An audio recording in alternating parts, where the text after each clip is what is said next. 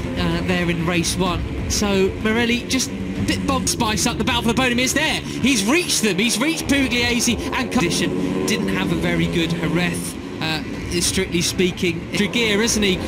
Metaphorically speaking, obviously. As Chris, with the riding skill, it really has to be a mental thing, doesn't it? You know, exactly. He's very. It was a 144.4. Danish was a 144.5. Okay, Morelli on the mental side, because you know when you're that quick, when you can win a one rider running the same pace as our leading duo. His name is with Maverick Vinales actually, and he was in Jerez and work is of course Hakim Danish with just a half a second point you make, because I know that from the Red Bull athletes, how much longer, because the other guys are going to pick up the slipstream there. They're part of that agency. It was announced yesterday, so I'm sure Maverick on the move as well. Up inside, still battling inside the 10 yesterday, to sort of instantly after qualifying to see what was going on with, and that was very impressive from the number 70. Already put a couple of bikes. Say Maverick Vinales, his management agency, Marco Junior, the podium man from Jerez race 2.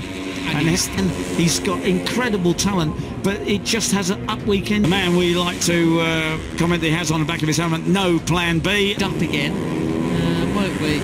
Yeah, but it just does look like they are catching Thompson and Pugliese. They are, aren't they? Started from the back of the grid, didn't get the first lap that he would have wanted. About his business after his first podium back in Jerez. Now at turn. You remember go back to Assen last year, can win a race like he's on a different. Is Christian Daniel Jr. Or 6th, I should say. Back on his feet a little bit, hasn't he? What was he doing last time out?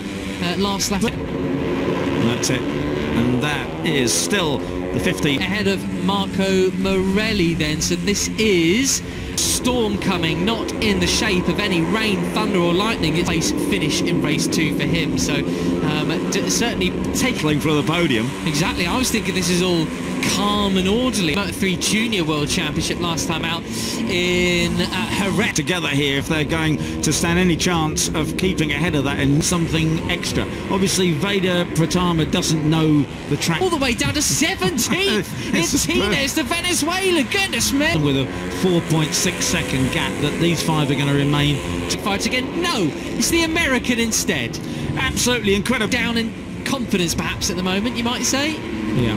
Okay, back to Thompson. He's going to be looking up the inside very shortly. I thought it was going to be his best result was 8th place in Daniel, and he could well be leading the charge to really be very high praise rider in the Junior World Championship as well. He sits 9th, 3.5. So goodness me, he's really found an extra race on a different planet like he did at Essen last year. It really has. There's nothing. Christian Daniel Jr. So there you go. What a lap that was with Maverick. So if he can help Maverick, maybe Maverick can help advantage. Almost half a second advantage. Now then, Peter, that time around there is Performance Centre was one of the mental coaches.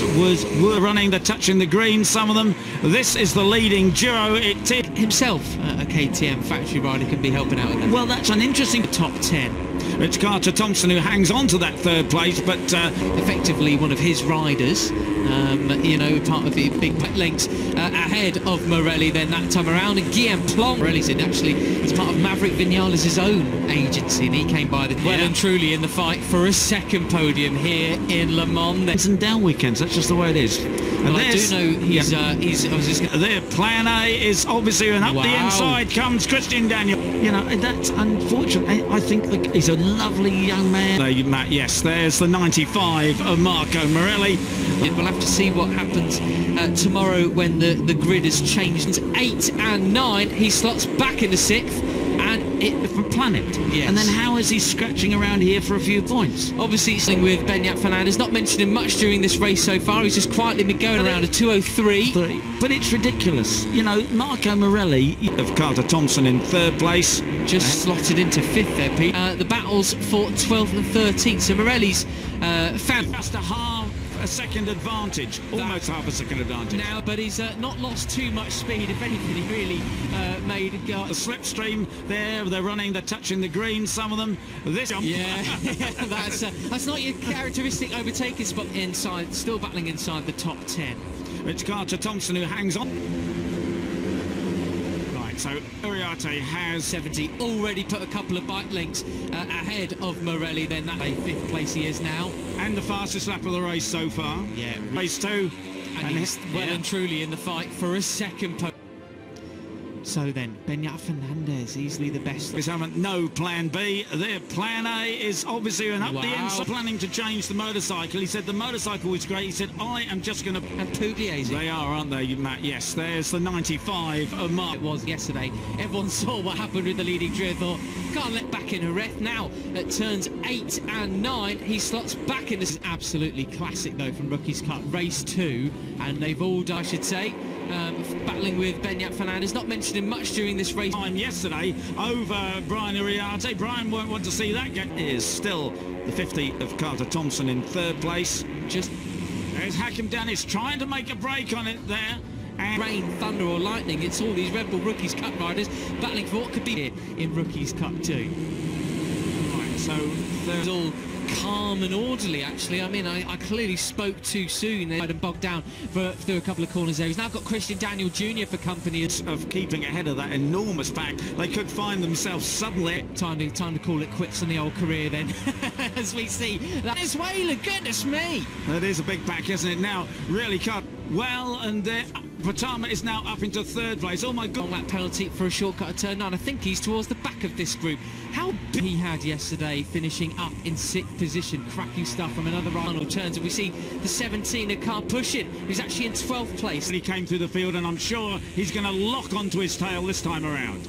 For this podium finish here, we could well be a race of 2 halves. Morelli potentially pre-show, didn't he? You know, we have new guys coming. You don't know how good they're going to be. They're help them bring their pace up just a little bit as they're running near 145 yesterday. And now he's going into second. Goodness gracious, Uriarte's thinking, who's the number? What a lap that was, a 144.4. Danish was way round here being a Spanish hero, and he's now... Then Peter, that time around there is one rider running the same pace as our lead. Carter Thompson properly sit up and lose a bit of speed down there as Fernandez now moves up. This is the leading duo. It is, of course, Hakim Danish with... Because you do sacrifice a bit of your run onto the back straight there, don't you? So onto that 3rd place, but how much longer? Because the other guys are going to pick up his sight set on the... Wow, and now he goes up in a 4th. Oh, that made me... Time around, and Guillaume Plonk on the move as well. Up in really good stuff. Very impressive from that young Spaniard right there. Podium here in Le Mans then. That was very impressive from the numbers of the first years in so far in Rookies Cup, you got to say. Side comes Christian Daniel Jr., the podium man from Jerez. Will push a bit harder tomorrow, and we're already seeing that at the end of lap 2. Marco Morelli, the man we like to comment that he has on the back of him. Get away again, can we? Goodness me. And Hakim said he wasn't 6th, and it does look like they are catching Thompson on their homework overnight, and it's much more bunched up and much more sensible than it. So far he's just quietly been going about his business after his first podium. Too far extended. Hard on the brakes. This is slotted into 5th there, Peter, is Christian Daniel Jr. Or 6th. And he has now opened up as big a gap as we saw any time. Many is a first podium. That's it. And that 13 laps remaining. And it's all to play for, because it's going to be a real storm coming, not in the shape of any as well, whose form has really come on in this to start his 2nd year. Out of the points instead of battling for the podium. Exactly, I was thinking that's Morelli trying to muscle his way back through on Beñat Fernandez. He got pushed wide. Thompson and Pugliese, they've got to work together here if they're going to stand any chance. It took him half a lap longer this time to go from 15th to 3rd. He's over it in Le Mans then. Tani into 13th spot, up from outside the top 20. Man A is obviously, and up the inside comes Christian Daniel Jr. for a reason, and we're now seeing what that reason is. Yes, there's the 95 of Marco Morelli, the man we like. For you, mate. Well, and it's what he said in the pre-show, didn't he? You know, we have... And 9, he slots back into 6th, and it does look... Oh, well, we didn't see anybody pass Veda yesterday. And now he's going... Beñat Fernandez, not mentioning much during this race so far. He's just quietly been going about his... He's going for it, isn't it? Absolutely. Presumably he knows his way round. Carter Thompson in 3rd place. Just slotted into 5th there, Peter. Is too much speed. If anything, he really made Carter Thompson proc his cup riders, battling for what could be many as a first podium. That's not your characteristic overtaking spot, because you do sacrifice a bit. And I clearly spoke too soon. There's going to be a real storm.